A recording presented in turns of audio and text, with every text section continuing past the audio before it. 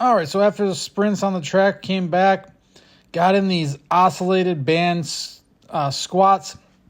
So just really working on quickness, elasticity, and just dropping down 3 oscillations down at the bottom, explode back up against the band.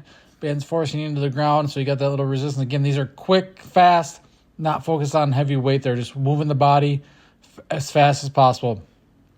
With the jumps in the set here, the tricep, we did depth drop straight leg over mini hurdles. So just working again on that quick ground contact time being elastic, and then some single leg bounds.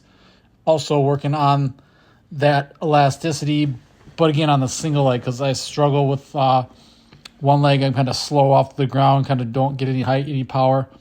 So I do a lot of bounds. Been doing a lot of bounds over the last few years to get that single leg bounce back, and I find bounds are a great way to do that.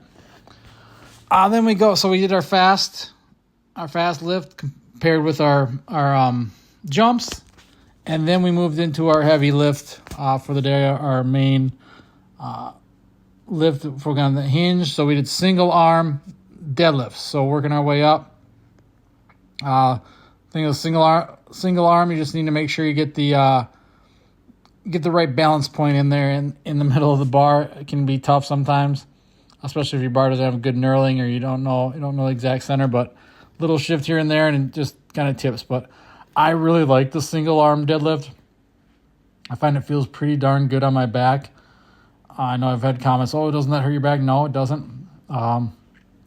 It's actually it's really good for your back to actually use your back. You get a little bit more back activation, kind of even some lat there, because you're kind of crossing over your midline there with your arm. And I don't know, I just like this variation. I like to change it up. I like to do different variations because I like variety. I get bored easy. Yeah, you can do the same stuff over and over again. That's fine. And you see that one there. That one got a little off center. As we get heavier, we strap up just because the grip is the limiting factor on these, especially left hand. My left hand grip sucks. So strap up and go these. But again, changing things up. It's still a deadlift. You're still working mostly the same muscles, same body parts, and it's still a good hinging motion. It's still the same hinging motion. You're just using one arm. So you're not going to be able to lift as much, obviously, unless you're really weird and you can lift more with one arm than 2 arms. But again, I like changing things up. People say variety is not good, but I'm not here just to be. I'm not trying to become a good deadlifter. I just want to get strong in that hinging pattern. And again, deadlift is a deadlift. Using different variations, I find makes it more fun, more challenging.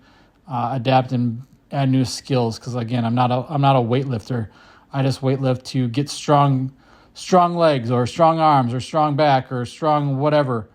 Not necessarily to be the best at it. So that's kind of my reasoning behind it. Some people, if you want to just get good at deadlifting, then yeah, just go deadlift. So with the deadlifts, pair these with the, again, back mobility. So getting up against the wall, walking your feet up the wall, and the back bridge or gymnast bridge, whatever you want to call it. So walk the hands out, find a comfortable spot, push your feet into the wall, and then extend up, push up.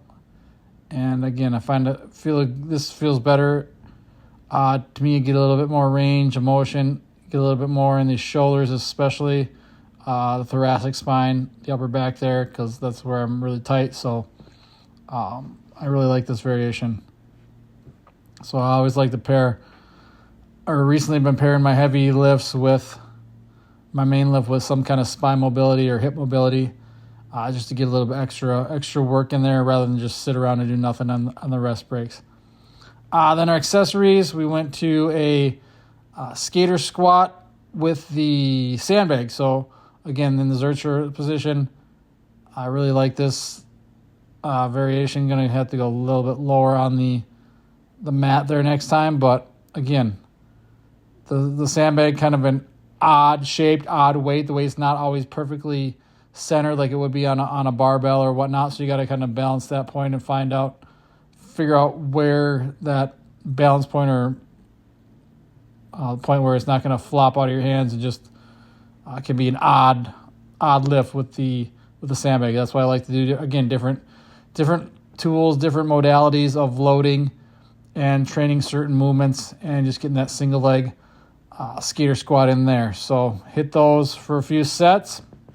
Then we went back inside. What did we do next? I don't even know. Oh, I don't have any video of it. So I went back in. We did speed impulses for the hamstrings and the hip flexors, and we did a 3-minute ISO lunge on each leg. So again, that stuff's nothing special to see. Done plenty of videos on the ISOs, ISOs and the impulses. So that's what we finished with. So that was today's workout. If you got any questions, let me know. If you want to join in on the training, click the link in the bio. Thanks, guys.